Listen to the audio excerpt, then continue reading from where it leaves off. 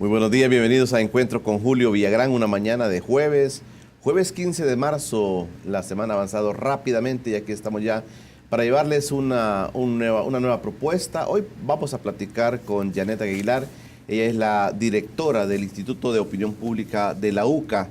Esa persona que usted suele ver haciendo evaluaciones, haciendo encuestas y que nos está anticipando cómo están pensando los salvadoreños, no solamente en el tema eleccionario, sino también en otros temas. Ella me acompaña esta mañana para poder platicar sobre todos estos procesos que han pasado, cómo los vivieron ellos, sorprendieron o no estos datos del 4 de marzo y de esas cosas y de los resultados y las evaluaciones que se están haciendo también sobre este tema. Janet, gracias por acompañarnos. No, al contrario, Julio, muchísimas gracias por la invitación. Un gran gusto estar con usted esta mañana. Un saludo a la audiencia del Muchas programa. gracias. Vamos a hacer un corte. Cuando regresemos comenzamos a platicar de esto que la gente ya decía, la UCA lo dijo, algunos dijeron la UCA ahora está diciendo datos que no son ciertos, está jugando políticamente, todas estas cosas se han dicho cuando las encuestas a veces no favorecen. Vamos a regresar con Janet Aguilar para platicar de estas cosas. Ya estamos al aire en Encuentro con Julio Villagrán esta mañana. Vamos a platicar con Janet Aguilar, ella es la directora del Instituto de Opinión Pública de la Universidad Centroamericana UCA, para platicar sobre estos procesos que ellos hacen, encuestas, estudios, valoraciones sobre la situación del país, para dónde va el país, no solamente en tema electoral, sino también en los temas de la vida cotidiana de los salvadoreños. Janet, estos temas de las encuestas muchas veces se prestan para que los bandos, digamos, políticos tomen posición a veces cuando no les parecen las encuestas.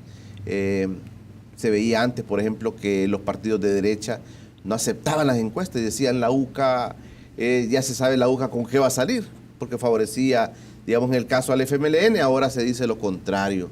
¿Esto sigue siendo así, Janet? Sí, lastimosamente yo creo que es un reflejo de la calidad, digamos, de clase política que tiene el país, de la altura de los políticos que conducen, en este caso, los partidos. Tradicionalmente, aquel partido o gobierno que aparece mal evaluado en una encuesta suele cuestionarla, ¿no?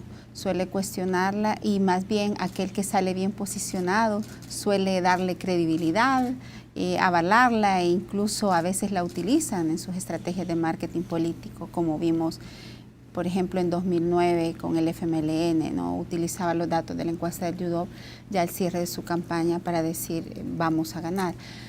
Realmente yo creo que hay una gran responsabilidad en el caso de los institutos de opinión pública de contribuir en contextos como este a despolarizar, pero sobre todo a que en medio de esta crispación política que suele haber, sobre todo en nuestros periodos preelectorales, se puedan ofrecer elementos para ir más allá del dato, porque de nuevo una encuesta jamás va a predecir el resultado electoral con exactitud. Lo que le da precisamente son indicadores de cómo se están moviendo las tendencias en términos de comportamiento electoral.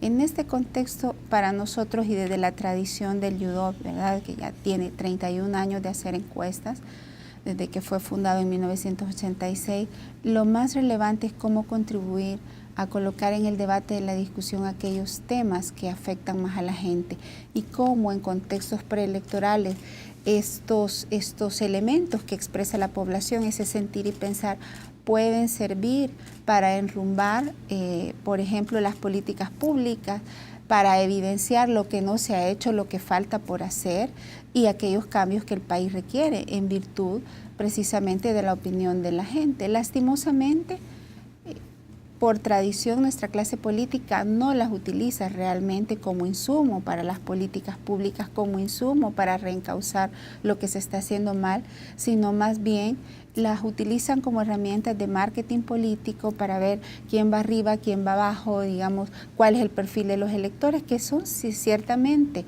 insumos que puede dar una encuesta siempre y cuando sea bien hecha, pero más allá de eso, la responsabilidad que tiene de atender ese reclamo ciudadano que se expresa a través de una encuesta, porque una encuesta es un medio para recoger la opinión, el sentir y pensar de la gente. Y si bien es cierto que el clima de opinión va variando, porque es dinámico, va variando de un periodo a otro, hay constantes que se van repitiendo a lo largo del tiempo, y es el caso del UDOP, por ejemplo, que nosotros no hacemos encuestas solo en periodos electorales, hay una tradición de seguimiento sistemático a la opinión pública a lo largo de más de 3 décadas, que nos ha permitido, por ejemplo, ver esos cambios y esas continuidades. Por ejemplo, la situación del salvadoreño, económicamente, socialmente, que está expresando, que son instrumentos valiosos. Yo quería preguntarle, Janet, por ejemplo, hoy el presidente mismo de la República dice, sí hemos fallado, sí hemos hecho cosas mal, no hemos implementado algunas políticas. Usualmente los políticos, yo me imaginaba cuando él hablaba de esto, que estos instrumentos que ustedes desarrollan, que ustedes van a la calle, le preguntan a la gente en su día a día, estos instrumentos ellos los pueden conocer públicamente, pero acercamientos, digamos, en el caso del UDOP, no hay con los funcionarios, con los partidos políticos, para conocer a profundidad qué es lo que la gente está expresando, porque ustedes, aparte de recoger los datos, tienen una base de información más amplia que esa. Sí, bueno, tenemos la base de opinión pública de 30 años del país, ¿no? Efectivamente. Para ver cómo se ha desarrollado a lo largo del digamos, tiempo. es interesante como en cada incluso ciclo político, ¿verdad? El comportamiento de los salvadoreños fue muy particular en el periodo del posconflicto, en los primeros procesos electorales. Luego hubo algunos cambios ya en la década del 2000, y ahora vemos algunos patrones incluso que se están repitiendo y que veíamos, por ejemplo, en los primeros procesos del posconflicto. Por ejemplo, los altos niveles de inhibición de la gente para declarar su decisión electoral o su intención de voto, que es un elemento interesante. Que la gente no expresaba lo que... Exacto, encontramos ahora, por ejemplo, pero obviamente ahí hay otros elementos que rescatar, que había un alto porcentaje, que yo no lo había visto, digamos, en estos 12 años que tengo de dirigir el UDOP, 30% de la gente no opinaba sobre su intención de voto. Decía, no puedo opinar, el voto es secreto, pero también no sé. Y este no sé no solo obedecía a una inhibición, sino a la indecisión de no hay alternativas. Entonces, ese es un elemento también interesante para el análisis, sobre todo de todo esta dimensión de la que se está hablando, de cómo de alguna manera nuestras encuestas, por ejemplo, que miden una serie de aspectos, valores sobre la cultura política, venían mostrando precisamente esos cambios en términos de el descrédito creciente de los partidos, en términos de el poco sentimiento de representación. La gente no se siente representada en sus intereses ni por los partidos ni por los órganos de representación de elección popular, sobre todo en la Asamblea Legislativa y el gobierno central. O sea, todos estos elementos se han venido, digamos, identificando, pero se han venido profundizando a lo largo del tiempo.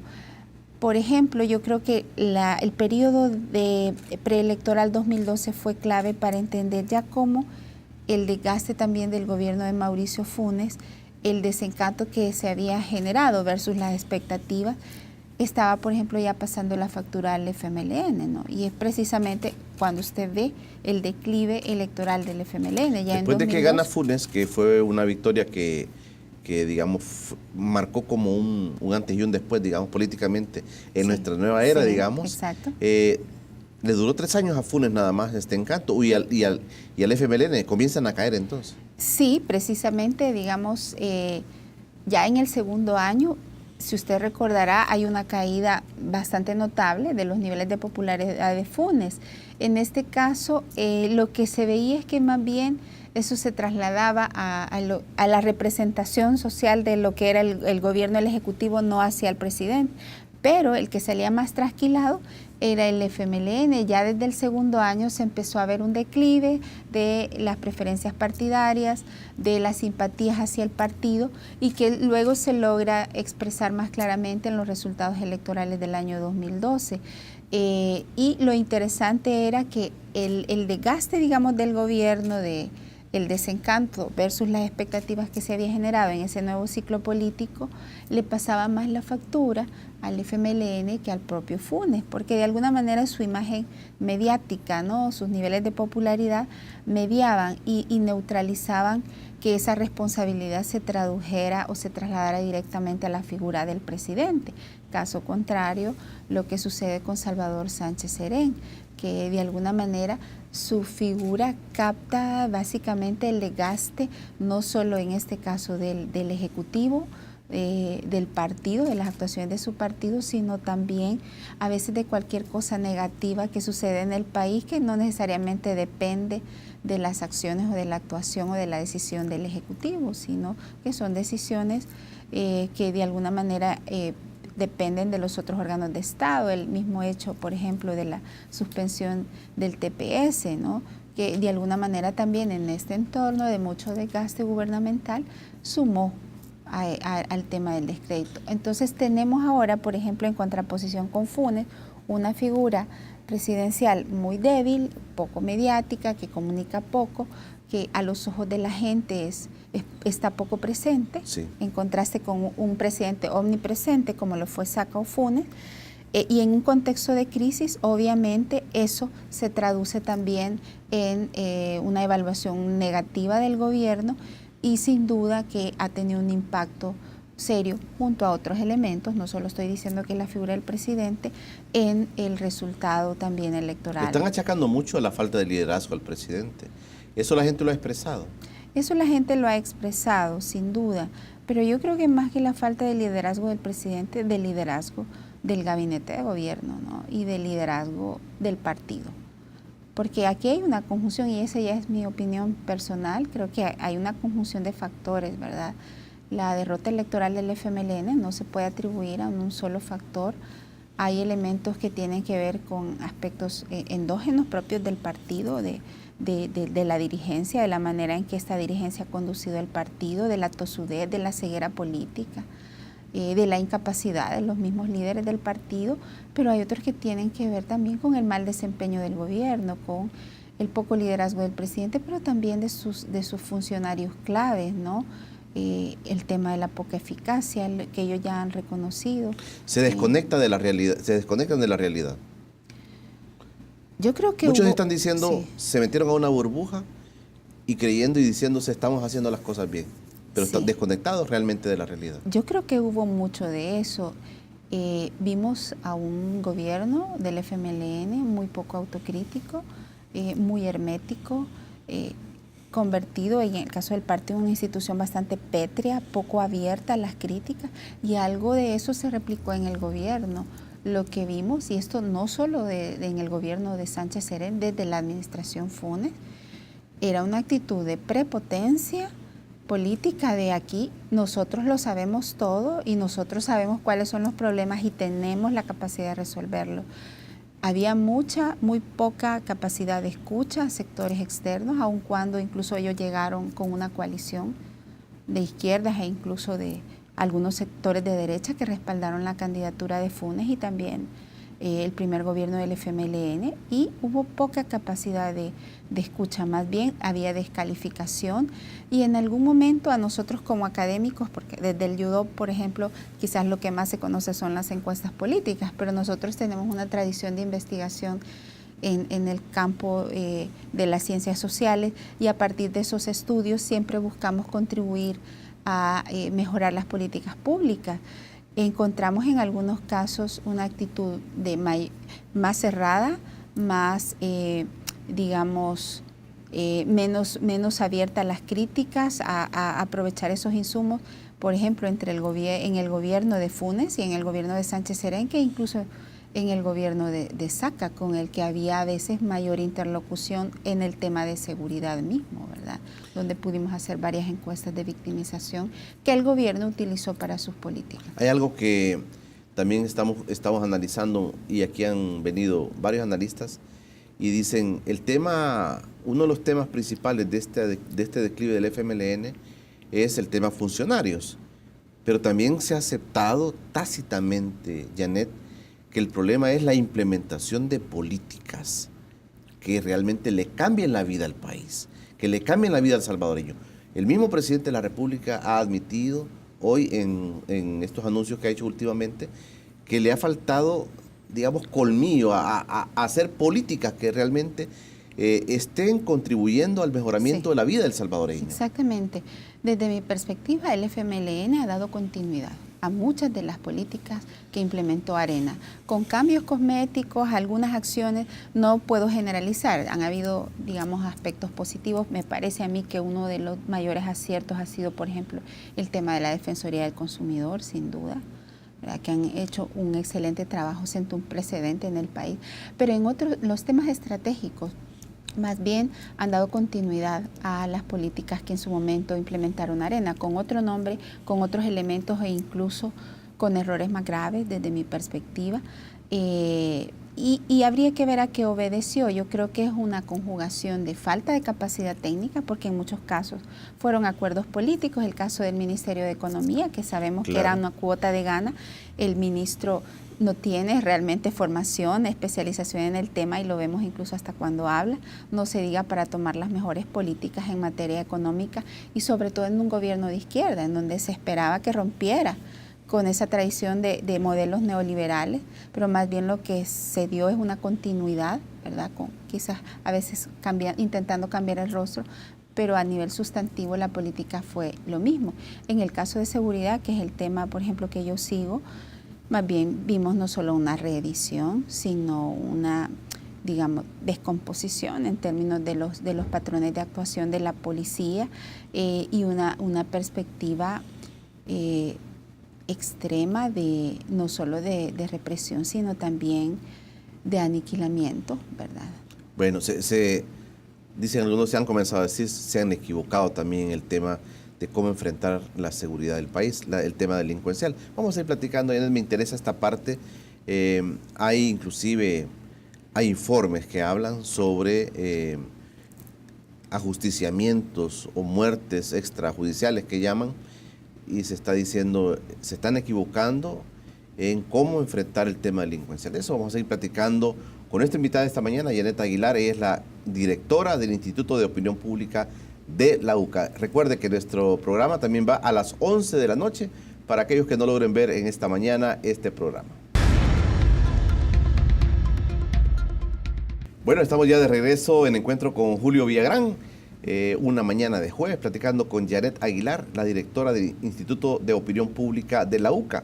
Estamos platicando, Janet, sobre el tema de la seguridad, mano dura, super mano dura, los gobiernos de Arena, pero la gente decía, bueno, el FMLN tiene que dar un tratamiento diferente, y fue inclusive propuesta de Sánchez Serén, propuesta de Funes también, pero ¿qué ha pasado en estos temas?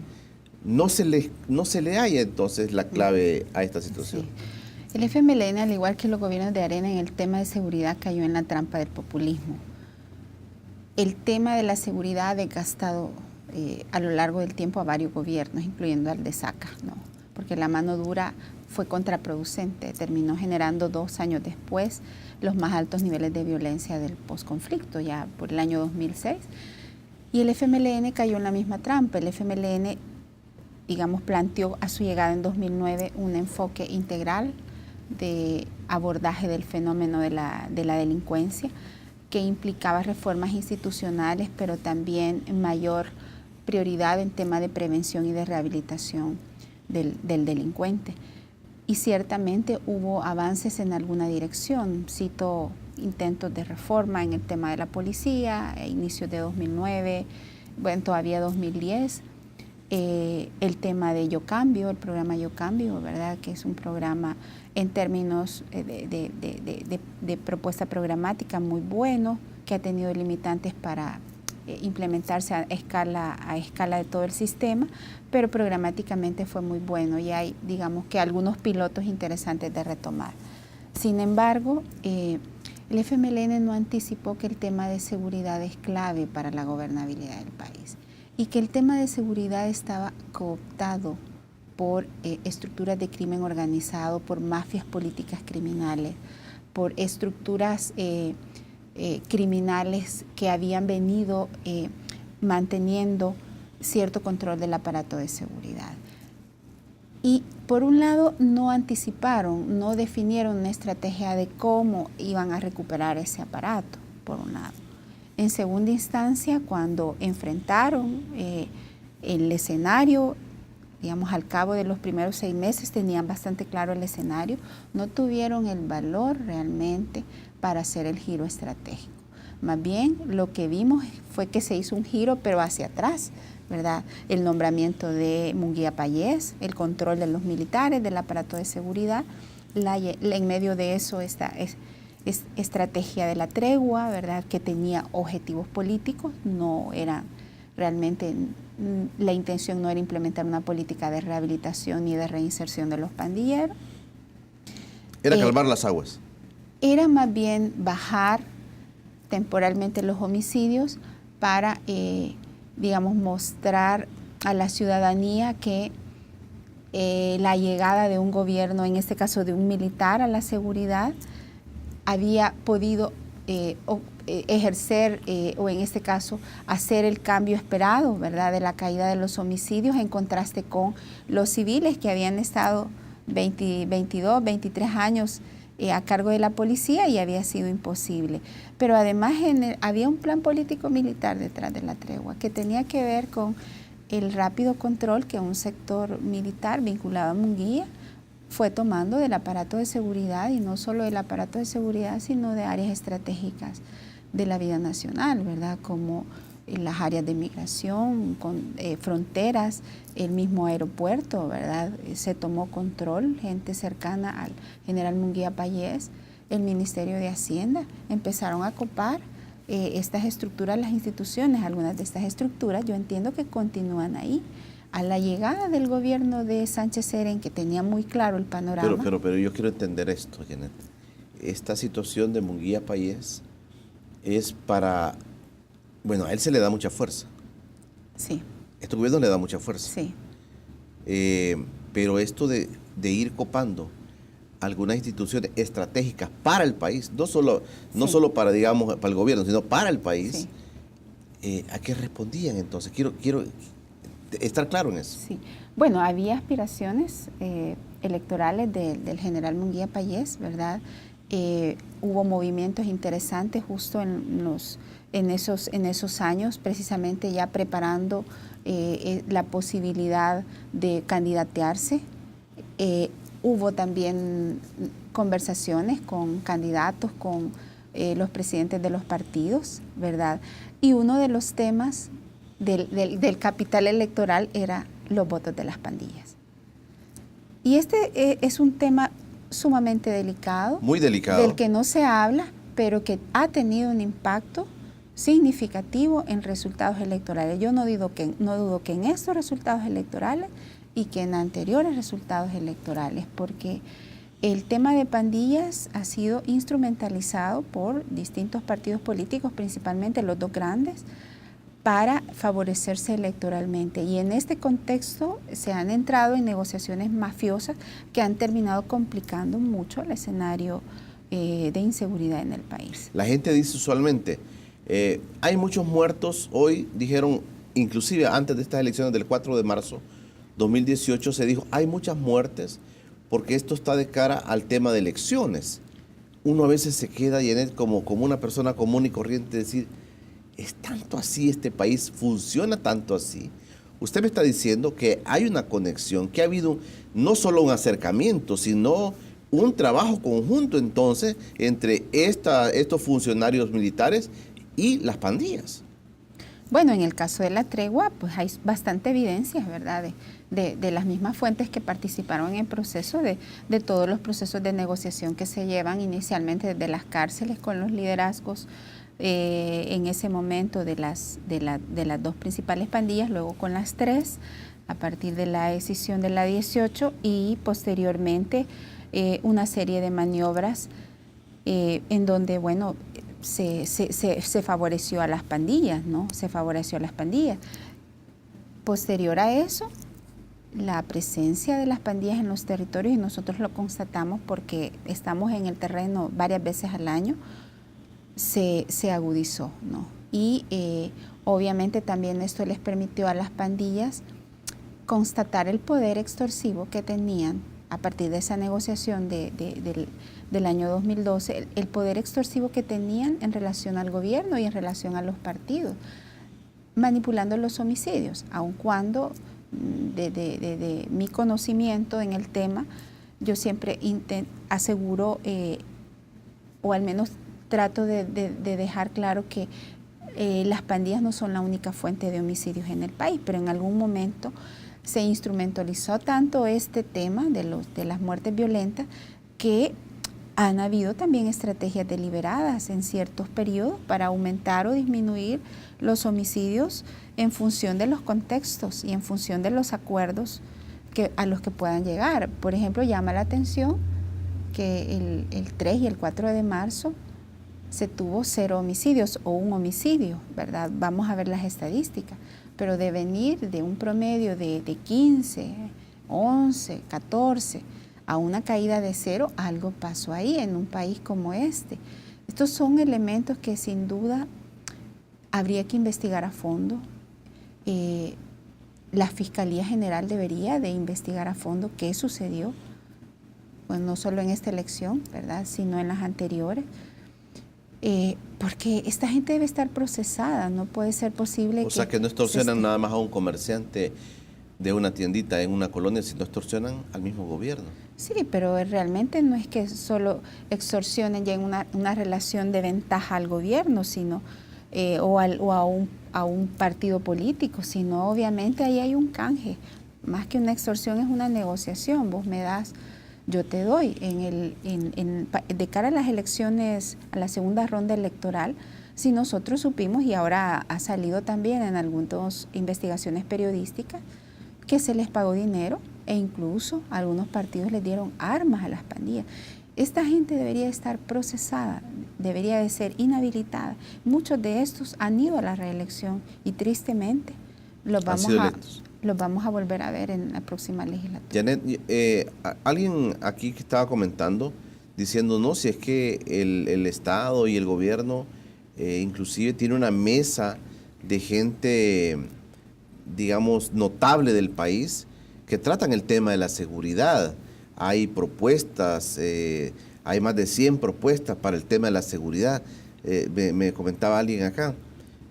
Pero al final, este tipo de mesas de personas notables que pueden estar aportando al país están como muertas. Sí, mire, el caso del Consejo para mí es un elefante blanco, digamos que no tiene capacidad realmente de influir a alto nivel en las decisiones de la política de seguridad. En algún momento el riesgo que se corre de prestarse a estas plataformas es para lavarle la cara al gobierno. En este caso ha habido realmente un patrón de aniquilamiento, ¿verdad? Tanto en algún momento de estructuras de la policía, que no quiero decir que sea una política, ¿verdad?, dictada desde la policía, pero sí estructuras que han funcionado bajo el amparo de la policía con la cobertura de muchos jefes policiales, incluso subdirectores, ¿verdad? Esto es gravísimo y no ha habido desde el Consejo Nacional de Seguridad Pública el peso moral para interpelar al gobierno. Toda esta emergencia de estructuras paralegales, de limpieza social, en donde participan incluso funcionarios locales, alcaldes, gobernadores, algunos miembros de la policía, exmilitares, estas mezclas que se han generado en el plano de lo local para, digamos, dar seguridad a la población. Exacto, estos llamados grupos de autodefensa al final son nada más ni nada menos que estructuras de ejecución que además después cobran vida propia. Ya supimos, por ejemplo, este caso, uno de los casos que han condenado hace unos meses. Esta estructura inicialmente se conformó para ejecutar pandilleros en este municipio y luego se quedó como una estructura de sicariato a sueldo que vendía servicios a cambio de, digamos, asesinar personas. ¿Y son temas de la Fiscalía, Janet? Son temas de la Fiscalía, son temas de país, sin duda son temas de país y que tanto también con esto no se está sepultando la posibilidad de que el país rompa ese ciclo de violencia e impunidad, porque en la medida en que las instituciones también están legitimando por acción o por omisión, el caso de la policía, su director, el ministro de Justicia y de Seguridad, este tipo de prácticas están más bien debilitando aún más las instituciones, pero también generando condiciones para que esta escalada, este ciclo perverso de violencia e impunidad continúe profundizándose. Yo quisiera, cuando regresemos después del corte, Janet, preguntarle, ¿quiénes fueron a votar? ¿Ustedes previeron que quiénes iban a ir a votar? Si el tema voto nulo aumentó, ¿qué significa esto? La gente dice, los del frente no fueron a votar y la votación fue más baja y por eso Arena, su voto de Arena llegó y votó por ella. De eso quiero que platiquemos cuando regresemos después del corte. Gracias por quedarse con nosotros. Recuerda, a las 11 de la noche, nuestra repetición. Estamos de regreso en Encuentro con Julio Villagrán esta mañana de jueves, platicando con Janet Aguilar, la directora del Instituto de Opinión Pública de la Universidad Centroamericana UCA. Janet, en estas elecciones pasadas, ¿baja el nivel de electores? ¿Bajan el nivel de los electores del FMLN? Arena conserva su voto, pero... y aparece el tema del voto nulo con más fuerza en el país. ¿Ustedes previeron esto? Sí, de hecho, digamos, la encuesta preelectoral, es decir, la que cursamos un mes y medio antes del proceso electoral, ya adelantaba bajos niveles de participación electoral de cara a los comicios. De igual manera, en noviembre, que preguntamos sobre el interés de asistir a las urnas, era bastante bajo. De hecho, en la última encuesta, la de enero, solo 3 de cada 10 expresaban mucho interés en asistir a votar. 3 de cada 10. 3 de cada 10. Lo que adelantamos es que precisamente iba a reducirse significativamente el nivel de participación electoral. Entiendo que anda por 45%, todavía habrá que ver con los datos finales, tomando en cuenta también que ese padrón desde mi perspectiva está inflado, ¿verdad? 5.189.000 ¿Sigue apareciendo muertos? Sí, cuando los datos, por ejemplo, de proyecciones de población de Digestic para 2018 son 4.5 millones. Habrá que ver ahí que otro elemento también influye. Más allá de eso, fue claro, ¿verdad?, el nivel de ausentismo en las urnas, y eso se detectó en el número, por ejemplo, de gente que había asistido a media mañana, al mediodía, incluso creo que era alrededor del 20%. Y también lo pudimos ver en los centros de votación, como muchos centros estuvieron bastante desiertos, ¿no? Eso ciertamente expresa el poco interés que este proceso electoral despertó entre la población.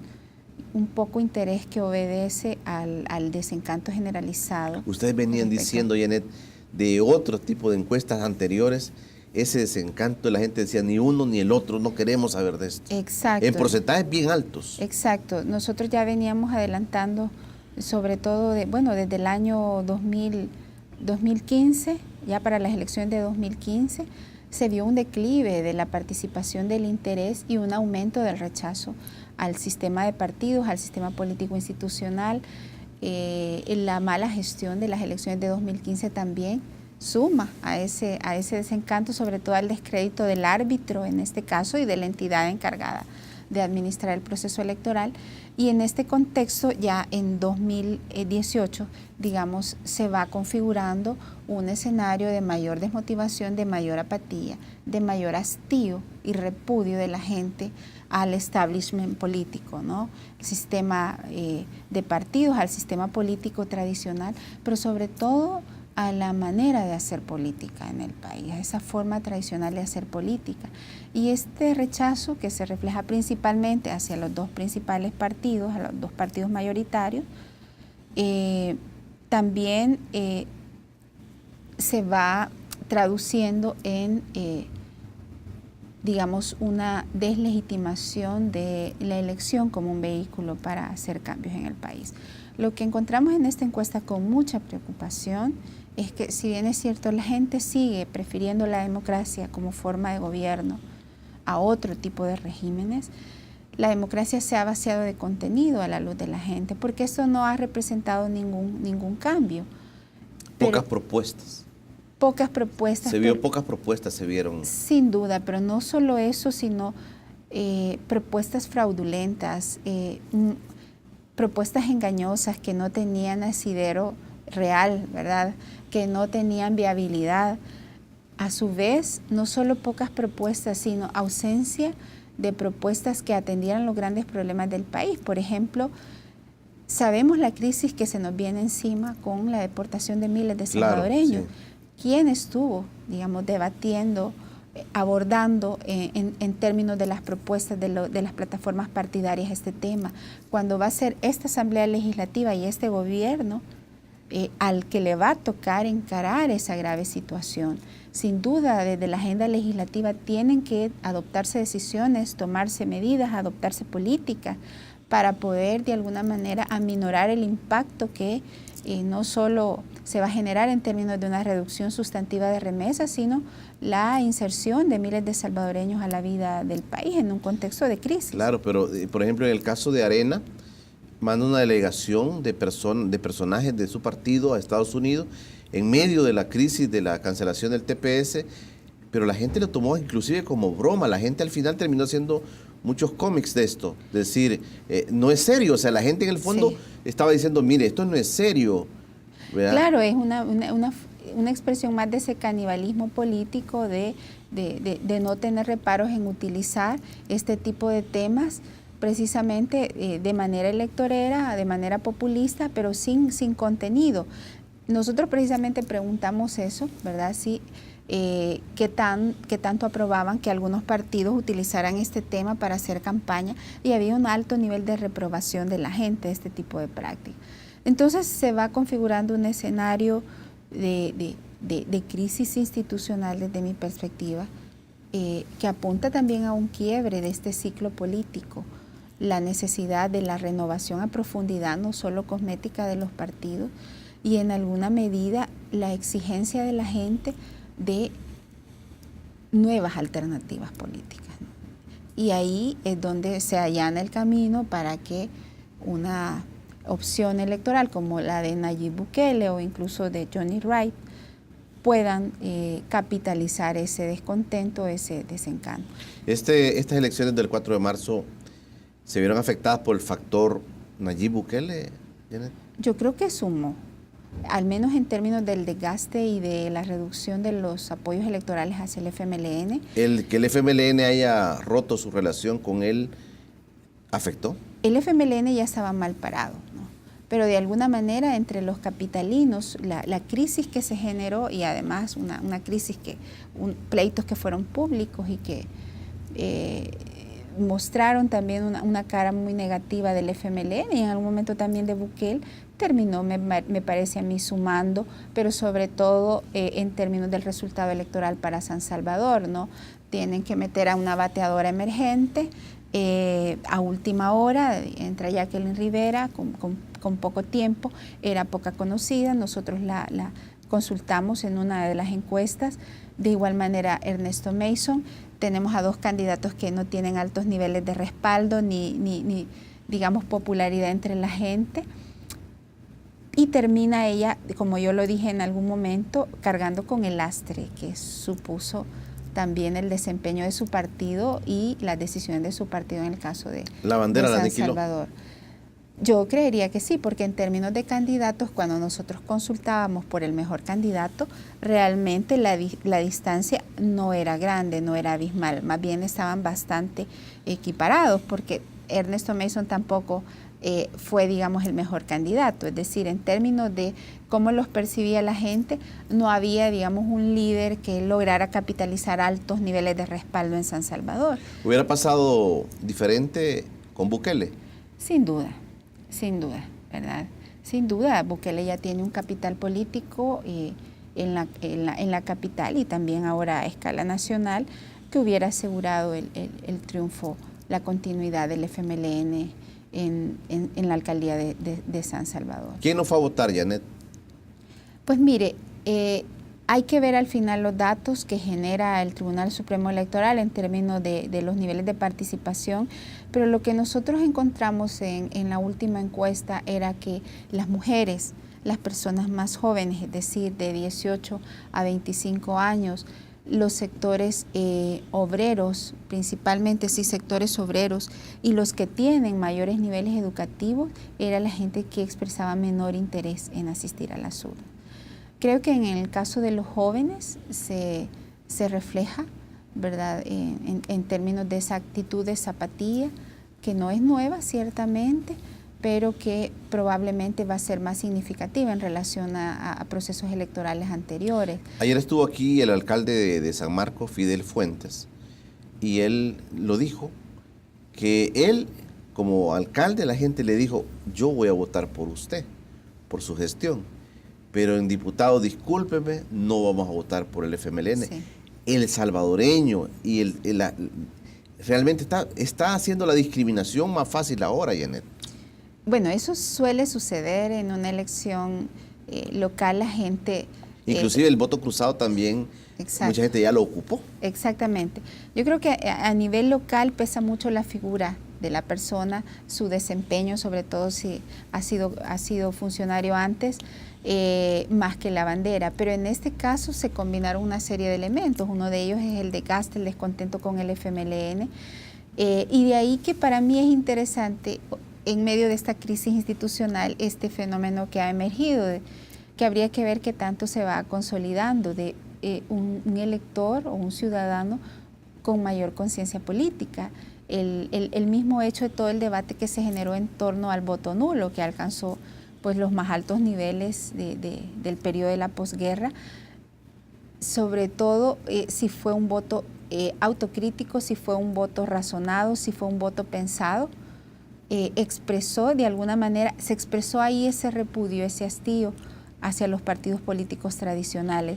Y para mí fue interesante también todo el debate que se generó en las redes, aunque no podemos generalizarlo a toda la población, en torno a lo que representaba anular el voto o lo que representaba dejar la papeleta en blanco, en este caso la abstención en términos más formales. No es lo mismo no ir a votar que hacer un voto nulo. Exacto. Y hay una conciencia ahí.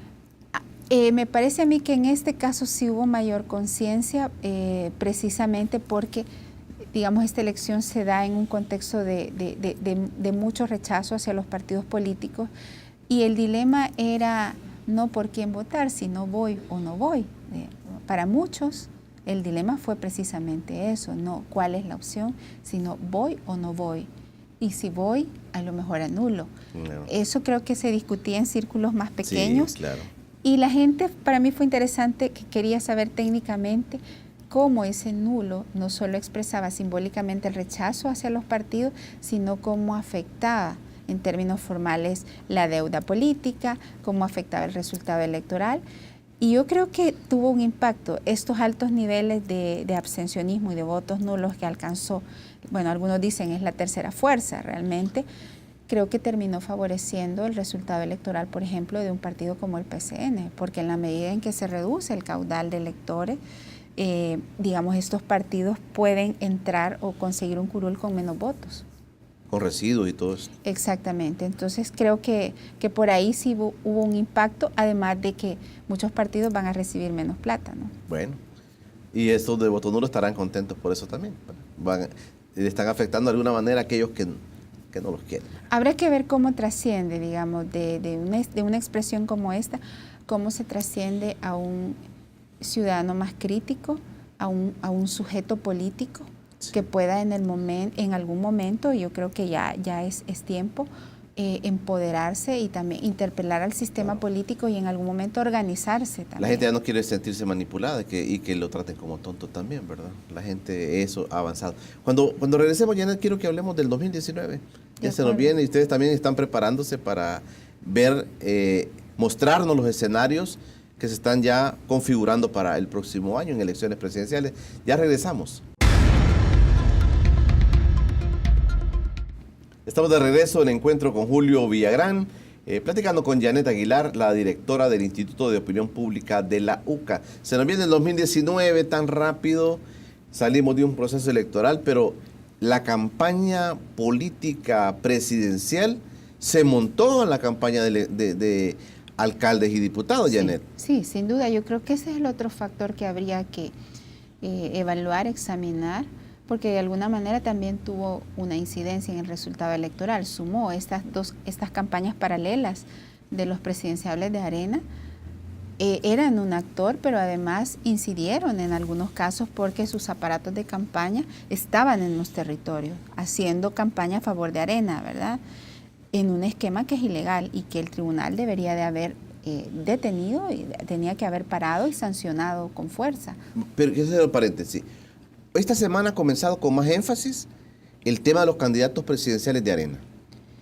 Sí, efectivamente, digamos lo que Pero ya de una manera que la gente cree que estamos ya en las elecciones. Exactamente. Eso, digamos, por un lado, generó mucha confusión en las elecciones legislativas y municipales. O sea, mucha gente al final, sobre todo la gente más sencilla, no sabía qué se iba a elegir en esa elección, porque teníamos esa campaña de presidenciales paralela. Pero vemos ya cómo casi 2 días después de la elección, Callejas y Simán están ya desarrollando una campaña muy activa en medios masivos de comunicación. Esto es ilegal. Esto es ilegal porque no estamos hablando de una campaña interna al interior de la militancia del partido. Porque los mensajes inclusive que están lanzando son mensajes para el país, no son para la base de su partido. Son mensajes masivos que va a toda la población, que se está divulgando por, como digo, medios masivos de comunicación, junto al trabajo que ya están haciendo también en los territorios, con lo cual ha dejado de ser una campaña interna, me parece a mí. Esto ya trasciende a una campaña básicamente presidencial. Es una estrategia de ellos. Es una estrategia, sin duda, es una estrategia, pero que termina también debilitando más nuestra débil institucionalidad política. Porque Perdón, Janet, ¿los medios de comunicación no tienen regulación sobre estos temas? Es decir, usted llega, mire, yo quiero pasar este spot que habla de que yo me estoy postulando, yo no voy a decir de qué, pero me estoy postulando y que yo quiero un mejor país. Sí. Y el medio de comunicación no me puede restringir a mí eso. Los medios de comunicación nunca han respetado, la gran mayoría, lo que establece el Código Electoral. Ellos son empresas mediáticas, muchos de estos responden a la lógica del mercado, ¿verdad? Y sin duda que en periodos como este son uno de los actores más beneficiados. De ahí que sean incapaces, al haber un conflicto de interés, de regular o de autorregular este tema. Yo recuerdo que 2015 y en algún momento 2009 sí hubo algunas sanciones y esto también permitió que algunos medios, por ejemplo, al menos pararan esa publicidad ilegal que se estaba transmitiendo. Pero en este caso, un tribunal que ni siquiera tiene la capacidad para administrar efectivamente el proceso electoral, pues no tiene menos capacidad para ejercer jurisdicción electoral en estos temas, ¿verdad? Ya se ha hablado ampliamente de la necesidad que dentro del tribunal exista realmente capacidad sancionadora, y esto pasaría por precisamente instalar esa capacidad para aplicar jurisdicción electoral. Esto no lo ha habido, supone también una reorganización dentro del tribunal. Esto abre la llave para una serie de irregularidades, de ilegalidades como las que estamos viendo. En este caso, tanto Callejas, sobre todo Callejas, hizo una campaña descarada, ¿verdad?, a favor de Arena, sin que el tribunal fuera capaz realmente de sancionar esta campaña. Esto sin duda tuvo incidencia, ha tenido incidencia, y a su vez no sabemos al final qué tanto, por ejemplo, las campañas de estos precandidatos también recurrieron a plataformas directamente para comprometer el voto de la gente.